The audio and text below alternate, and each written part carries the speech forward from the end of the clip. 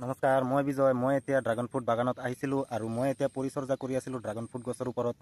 মই বিশেষকৈ তলত এইফালে জাল মাৰি ৰাখিছিলোঁ। চাবই পাইছে মুৰ্গীয়ে ইফালে মাটি উঠাই দিয়ে বুলি ইয়াত মই জাল মাৰি ৰাখিছোঁ আৰু সেই জালটো মাৰি ৰখাৰ কাৰণে মই কিন্তু তলত চাব পোৱা নাই গছকেইটা কি হৈছে না নাই।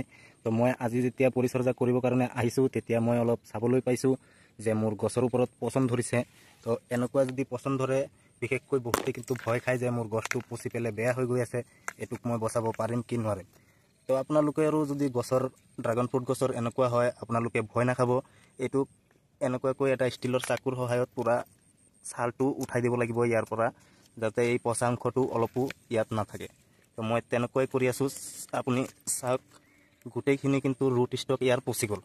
তো আপোনালোকেও ড্ৰাগন ফ্ৰুট গছৰ ওপৰত টাইম টু টাইম নজৰ ৰাখিব আৰু এনেকুৱা ঠানি কিন্তু একদম নাৰাখিব। এইটো ক্ৰছব্ৰিড ভেৰাইটি।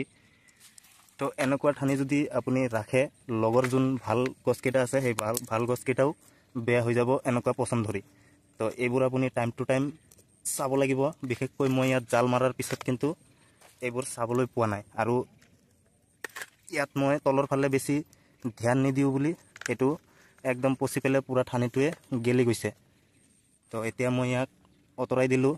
এই পচনখিনি যিমানখিনি পচন আছিলে গোটেইখিনি পচন আঁতৰাই দিলোঁ আৰু মই 2-3 দিনমান পিছত ইয়াৰ আপডেটটো আপোনালোকৰ ওচৰত দেখুৱাম। তো ভয় নাখায়, ড্ৰাগন ফ্ৰুট গছ কিন্তু এনেকুৱা এটা গছ আপুনি ইয়াক বহুত দিন ধৰি বচাই ৰাখিব পাৰিব আৰু ফাংগাছ যদি লাগি যায় বহুত ধুনীয়াকৈ ইয়াক আকৌ বচাই ল'ব পাৰিব।